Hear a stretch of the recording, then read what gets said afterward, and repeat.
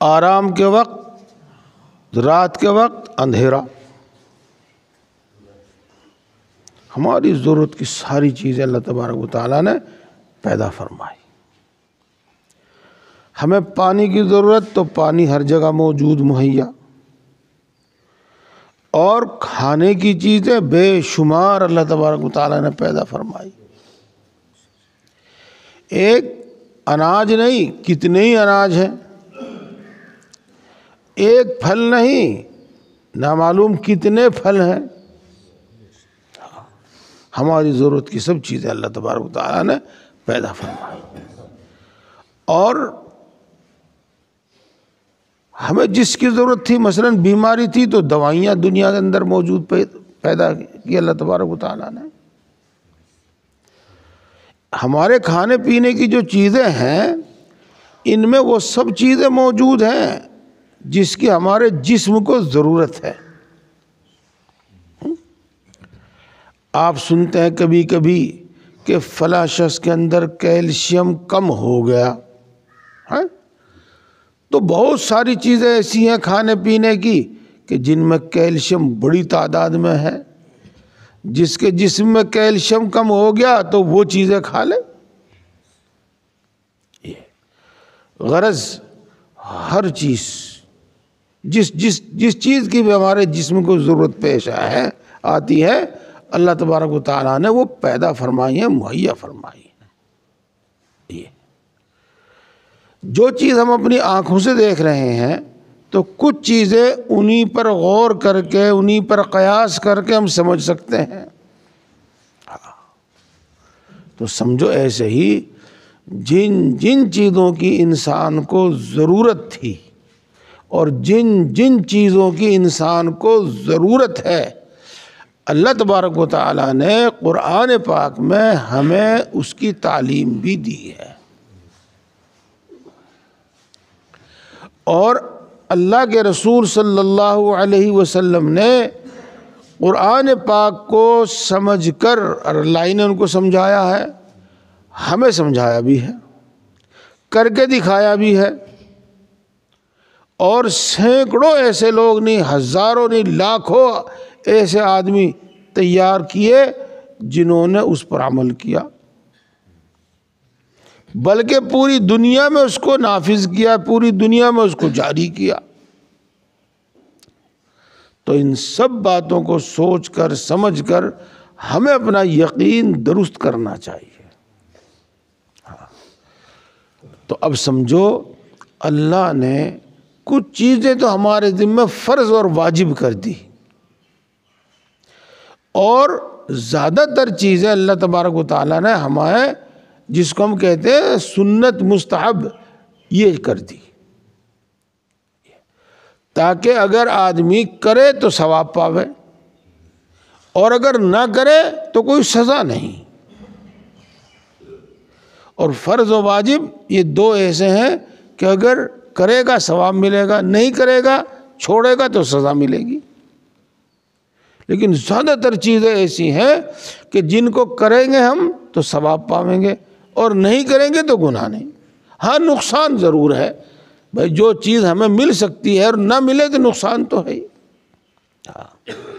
تو میں آج آپ سب کو بڑے فائدے کی کچھ باتیں بتاتا ہوں،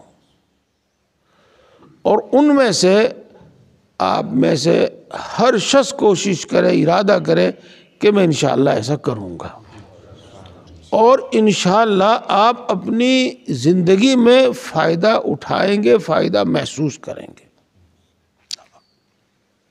نمبر 1، قرآن پاک کی تلاوت۔ آپ میں سے جو بھی حفظ پڑھا ہوا ہے، ناظرہ پڑھا ہوا ہے، 1 پارہ 2 پارہ پاؤ پارہ پڑھا ہوا ہے، وہ پارہ روزانہ پڑھا کرے، اور اس میں ناغہ ہرگز نہ کرے۔ دیکھو، حافظ صاحب تو بڑی روانگی کے ساتھ 10-15 منٹ میں، 20 منٹ میں 1 پارہ پڑھ دیتے ہیں، اور جو ناظرہ پڑھے ہوئے ہیں ان کا اتنا رواں نہیں ہوتا۔ بہرحال یہ تو کوئی طے نہیں کہ آپ 2 پارے پڑھیں، 4 پارے پڑھیں، 1 پڑھیں، بس یوں کہا جاوے گا کہ جتنا پڑھ سکیں ضرور پڑھیں، 1 پارہ پڑھیں، آدھا پارہ پڑھیں، پاؤ پارہ پڑھیں، 1 رکوع ہی کیوں نہ پڑھیں پڑھیں۔ اپنے دل میں اس کا سکون، اپنے گھر میں اس کی برکت ضرور دیکھیں گے۔ اور میرے دوستو، اسی طریقے سے بڑے پیار سے، محبت سے، نرمی سے اور مسلسل یعنی بار بار کہہ کے اپنے گھر کے بچوں کو بھی قرآن پاک پڑھوانا ہے۔ ان میں ہماری بیوی ہو، بیٹی ہو، بیٹا ہو، بھائی ہو، بہن ہو، گھر کے جو بھی افراد ہیں ان کو بھی ترغیب دینی ہے اور ان کو بھی شوق دلانا ہے کہ تم بھی قرآن پاک پڑھا کرو۔ بس میں چونکہ کئی بات بتانی ہے، زیادہ لمبی نہیں کرتا، یہی بات بتاتا ہوں۔ بہت جگہ پر رواج ہے کہ کسی دوسرے کو، حافظ صاحب کو یا 10-20 مدرسے کے بچوں کو بلا کر قرآن پاک پڑھواتے ہیں برکت کے واسطے۔ ہاں ٹھیک ہے، چلو اس میں تو کچھ کمیاں ہیں، لیکن اس میں کوئی کمی نہیں ہے کہ آپ خود اپنے گھر میں قرآن پاک پڑھیں۔ آپ کے بچے اپنے گھر میں، آپ مسجد میں یا گھر میں جہاں بھی قرآن پاک پڑھیں، جتنا بھی پڑھ سکتے ہیں ضرور پڑھیں۔ ایک بات۔ دوسری بات، گڑ کی روٹی جدھر سے توڑو ادھر سے میٹھی۔ ہاں تو قرآن پاک پڑھنے کے فائدے ہی فائدے، چاہے جہاں سے پڑھو، جدھر سے پڑھو۔ باقی اللہ تبارک و تعالیٰ نے کچھ صورتوں کو بہت زیادہ ہی فائدہ مند بنایا ہے۔ چنانچہ ان صورتوں میں سے ایک صورت ہے قرآن پاک کا دل۔ دیکھو آپ پہلے غور کرو کہ اللہ کے رسول صلی اللہ علیہ وسلم ہمیں کیا سمجھانا چاہتے ہیں، ہمارے جسم میں دل کی کیا اہمیت ہے۔ دیکھو اس کی حرکت ذرا سی رک جاتی ہے تو بس پہنچ جاوے آدمی،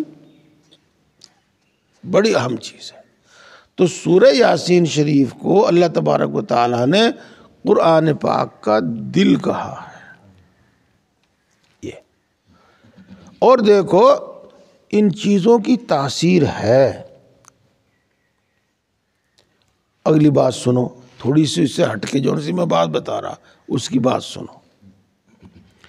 آج کل ہمارے پاس پیسہ چوکھا ہو رہا، یوں تو رو تو جا ہم ہر حال میں، چاہے جتنا تھوڑا ہو چاہے جتنا زیادہ ہو، رو تو جاویں، لیکن صحیح بات یہ ہے کہ پیسہ چوکھا ہو رہا۔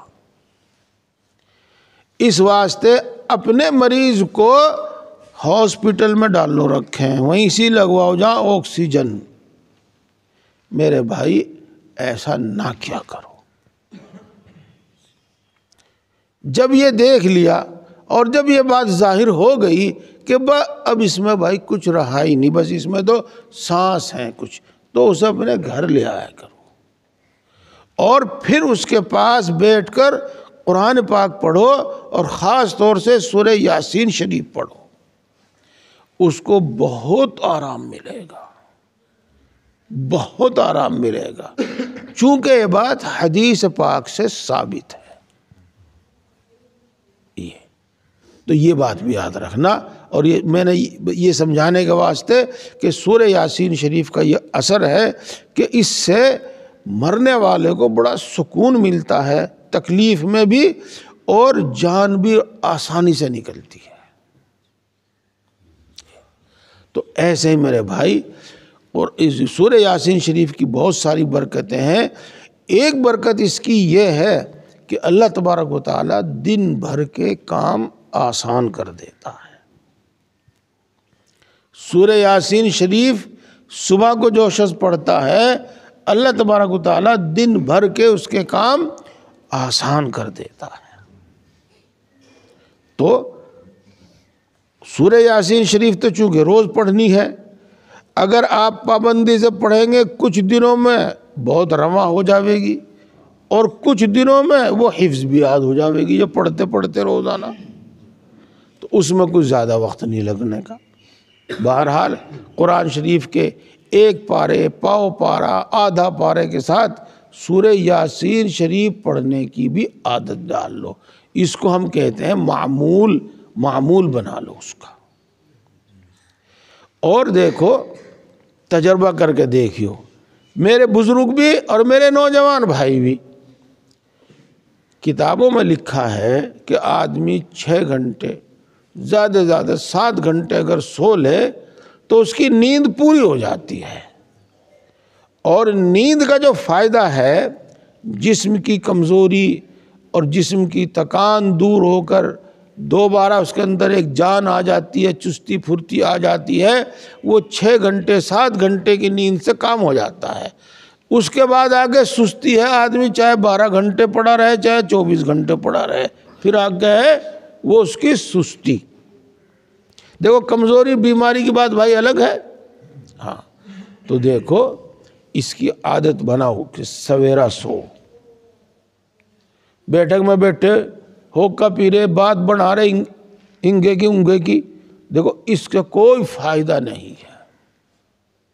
جی ہاں، ضرورت کے وقت بیٹھو، ضرورت کے وقت بات کرو، کسی کی خوشی میں بھی شریک ہو، رنج و غم میں بھی شریک ہو، دکھ تکلیف میں بھی شریک ہو، کسی کی عیادت بھی کرو، یعنی مزاج پرسی بیماری میں، اور کسی کو مبارکباد بھی دو۔ اس سے یہ نہیں، اس سے منع نہیں کیا جا رہا، وہ آپ جانتے ہو خوب کہ بیٹھ کے کتنی دیر تک بیکار بات ہوتی رہتی ہے۔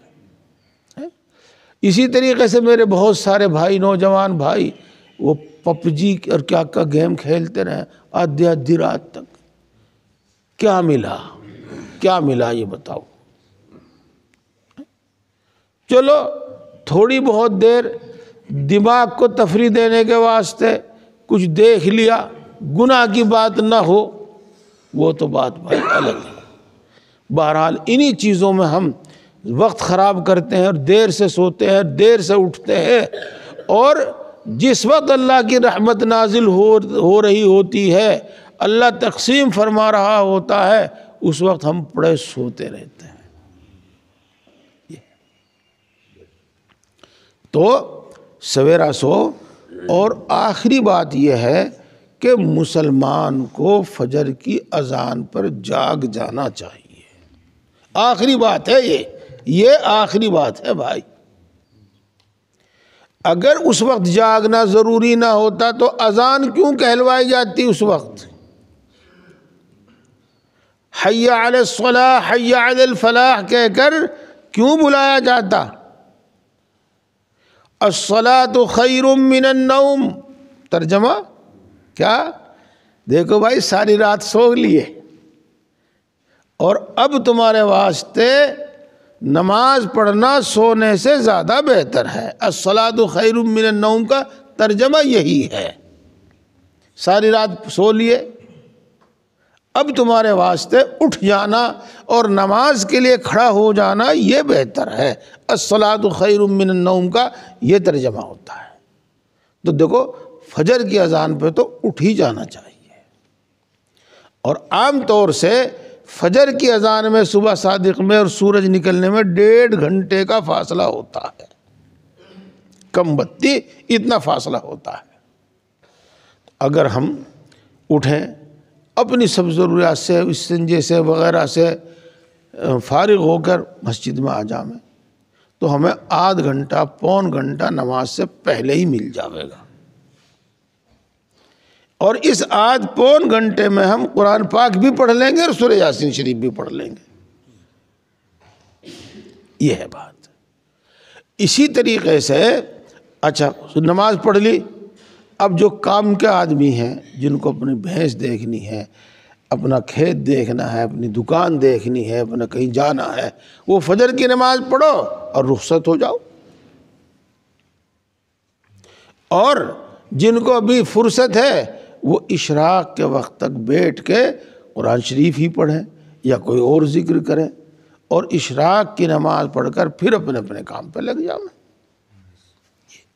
دیکھو یہ بات آپ نے کئی بار سنی ہوگی، بار بار سنی ہوگی، بلکہ کہ جو شخص فجر کی نماز پڑھے اور فجر کی نماز پڑھ کر وہیں بیٹھ کر کسی بھی ذکر میں، دعا میں، تلاوت میں مشغول رہے اور سورج نکل جاوے 10-15 منٹ کے بعد پھر 4 نفلیں پڑھ کے اپنے کام پہ لگے، تو اس کو ایک حج اور ایک عمرے کا ثواب ملتا ہے۔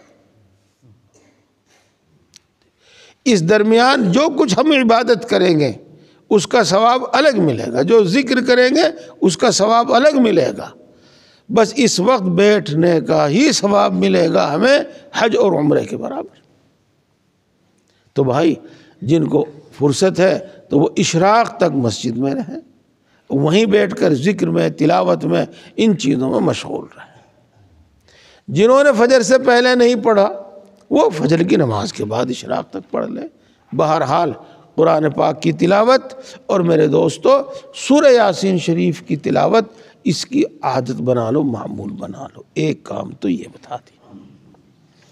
اب میں اگلی بات بتاتا ہوں، اور وہ بھی بڑے فائدے کی ہے اور بہت ہی فائدے کی ہے۔ یہ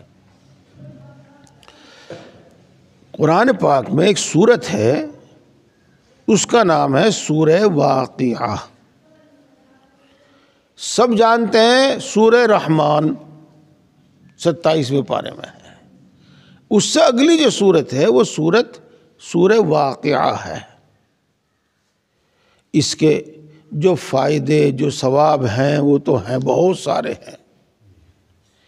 اس کا ایک فائدہ یہ ہے کہ جو شخص سورہ واقعہ پڑھنے کی عادت بنا لے، سونے سے پہلے، چاہے مغرب کے بعد پڑھ لے، چاہے عشاء کے بعد پڑھ لے، سونے سے پہلے سورہ واقعہ پڑھنے کی عادت بنا لے، تو انشاءاللہ اس کو زندگی میں تنگ دستی پیش نہیں آنے کی۔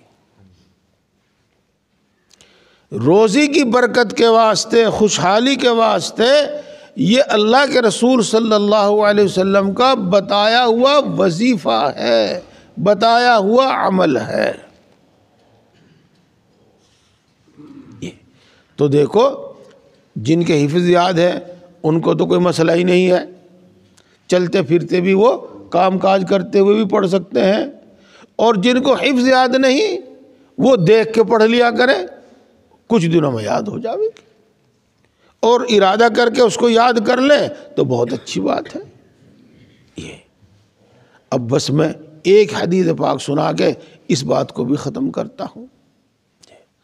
ایک صحابی گزرے ہیں، ان کا نام ہے عبداللہ ابن مسعود رضی اللہ عنہ۔ ان کے لڑکیاں ہی لڑکیاں تھی، بیٹیاں تھی، کوئی بیٹا نہیں تھا، اور ساری زندگی یہ پڑھنے پڑھانے میں رہے، مشغول رہے۔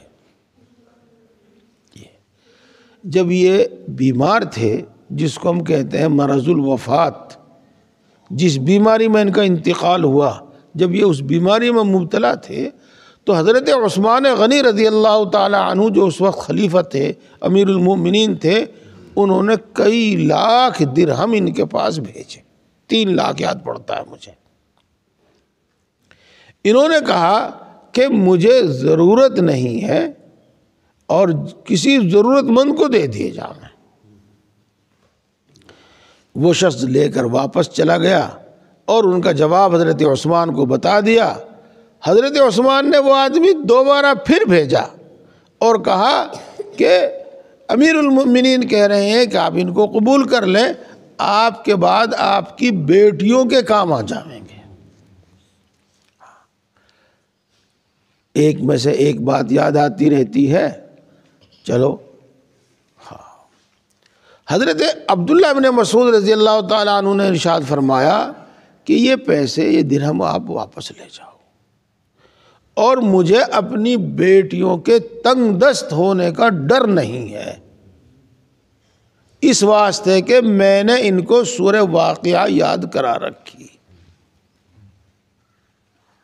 دیکھو جی بھائی بات، ہمیں اس سے بہت ساری باتیں معلوم ہوتی ہیں۔ ایک بات تو وہی معلوم ہو گئی جو ابھی میں نے آپ کو بتائی، کیا کہ سورہ واقعہ پڑھو، انشاءاللہ تنگ دستی پیش نہیں آئے گی۔ ایک دوسری بات کیا معلوم ہوئی؟ ہم اپنی اولاد کے واسطے دکان، زمین، مکان کیا کیا چھوڑنے کی فکر کرتے ہیں، اور اپنی بیٹیوں کو بڑا بڑا جہیز دینے کی فکر میں رہتے ہیں۔ خیر کوئی بات نہیں، جائز اور حد کے اندر رہتے ہوئے جائز طریقے پر اگر اپنے اولاد کے واسطے آپ یہ کرتے ہیں تو ٹھیک ہے۔ حدیث پاک میں آتا ہے کہ اپنی اولاد کو تنگ دست چھوڑنے سے بہتر یہ ہے کہ ان کے واسطے کچھ چھوڑ کر جاوے اور مرنے سے پہلے سارا ہی خیرات نہ کر دے۔ خیر جذبہ اچھا ہے، لیکن میرے دوستو یہ ایک ایسا خزانہ جو ختم ہونے والا خزانہ نہیں ہے، ختم ہونے والا نہیں ہے، یہ سونپ دو ان کو۔ اور سونپنے کا کیا مطلب؟ اپنی بیٹیوں کو، اپنی بہنوں کو، اپنے بیٹوں کو، اپنی اولاد کو آپ سورہ واقعہ یاد کرانے کی ترغیب دو، یاد کراؤ، اور ان سے یہ پڑھواؤ، ان سے یہ چیز، یہ سورت پڑھواؤ۔ جب گھر میں جاؤ، بیٹی تم نے پڑھی سورت، بیٹا تم نے سورت پڑھی، چلو پڑھو۔ یہ ہے، دیکھو اللہ جزائے خیر دے، اللہ ان کی مغفرت فرمائے، اللہ ان کے درجات بلند فرمائے۔ ہمارے دادا ابا اس وقت تو بڑا غصہ ہوئے تھا ہے، لیکن بہرحال کبھی کہتے وہ کتاب پڑھ کے سنا دے، کبھی کہتے قرآن پڑھ لے ہے، لیکن اللہ کا شکر ہے ان کی اس ڈانٹ ڈپٹ کہیے اور کہنے سننے سے عادت ہوگی بہت ساری چیزوں کے پڑھنے کی۔ تو بہرحال میں آپ سے عرض کروں کہ سورہ واقعہ پڑھنے کی عادت ڈال لو۔ اللہ کا وعدہ ہے، اللہ کے رسول کی بات کوئی غلط نہیں ہو سکتی، ہر بات سچی ہے۔ یہ بات، دو باتیں تھی میں نے بتا دیا آپ کو، ایک تیسری بات اور سن لو۔ کیا رات میں نے بتایا تھا اور بڑے کام کی بات بتائی تھی کہ ہمیں صرف موت تک کی فکر نہیں کرنی بلکہ آگے تک کی سوچنی ہے اور آگے تک کی فکر کرنی ہے۔ ایک چھوٹی سی سورت ہے، اس کا نام ہے سورہ ملک، اور وہ تبارک الذی بیدہ الملک وہو علی کل شیء قدیر۔ تو اس کی خاصیت یہ بتائی جاتی ہے کہ جو شخص سونے سے پہلے روزانہ اس کو پڑھتا ہے اس کو قبر میں عذاب نہیں ہوگا، اس کو قبر میں عذاب نہیں ہوگا۔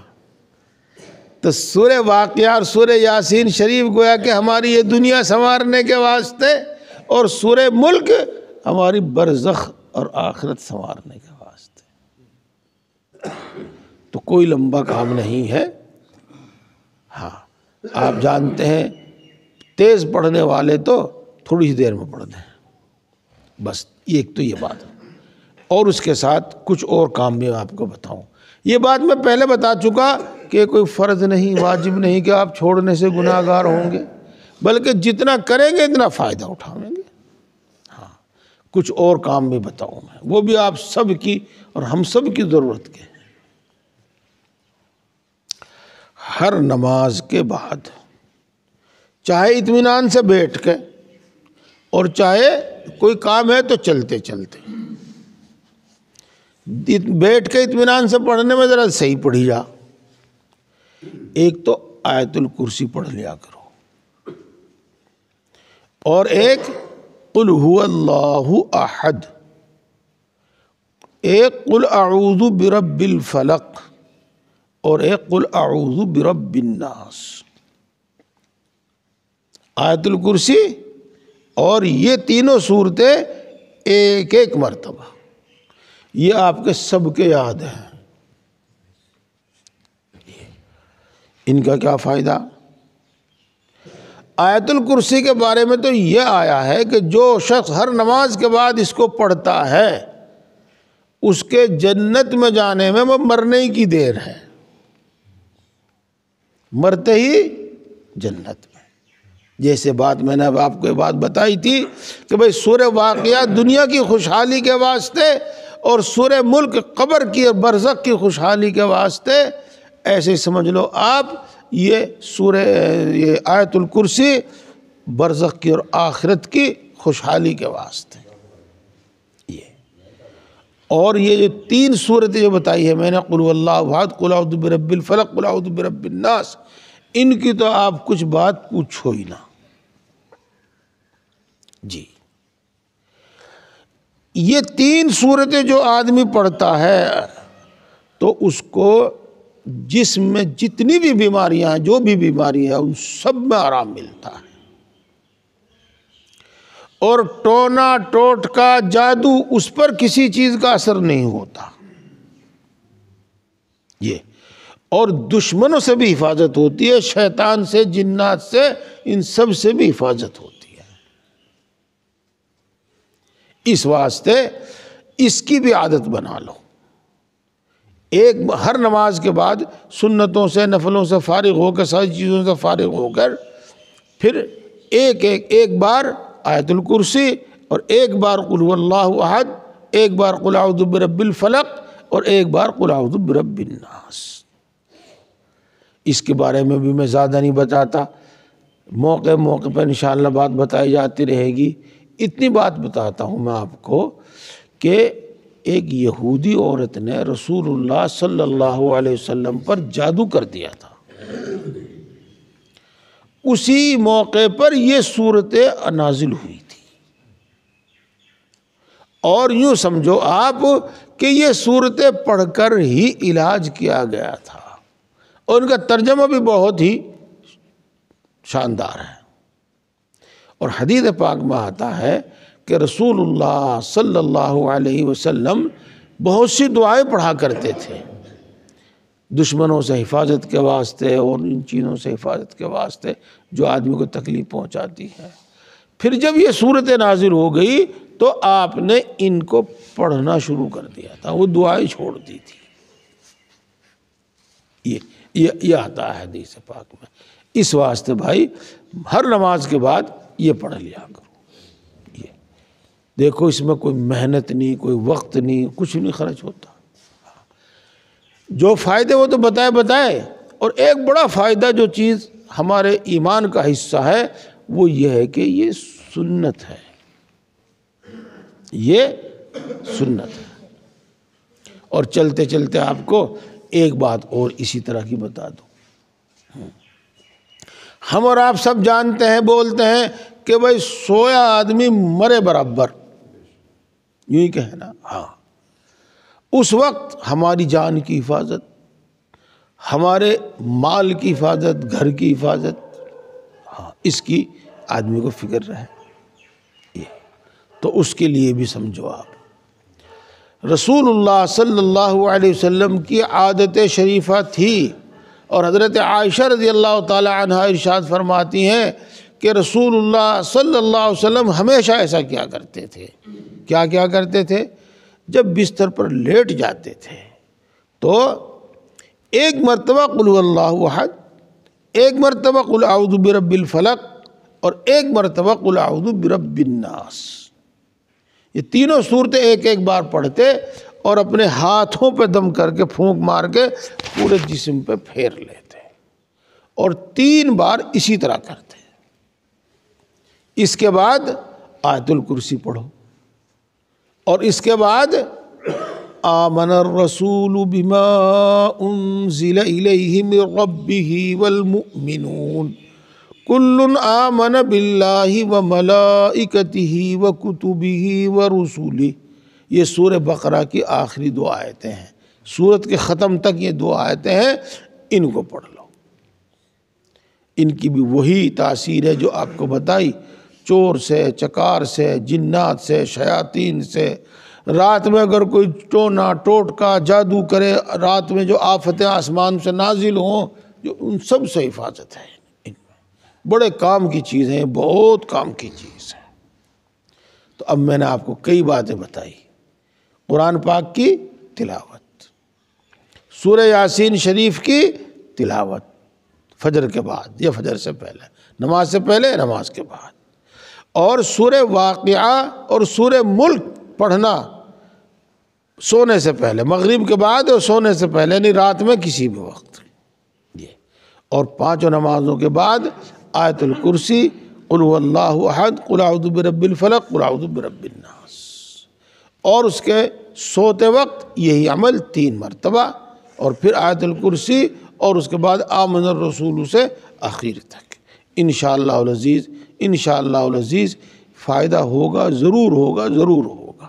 بس ایک بات اور سن لو، اس دنیا میں اللہ نے دنیا بنائی ایسی ہے کہ اس میں اس انسان کو تکلیف بھی ہوگی، تندرستی بھی ہوگی۔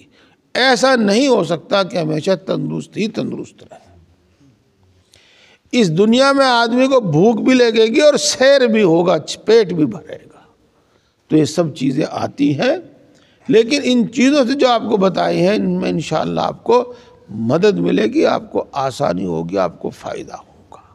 ہاں، اللہ کی جو نعمتیں موجود ہیں ان پر شکر کرو، اور جو کچھ مشکل تکلیف آوے اس پر صبر کرو۔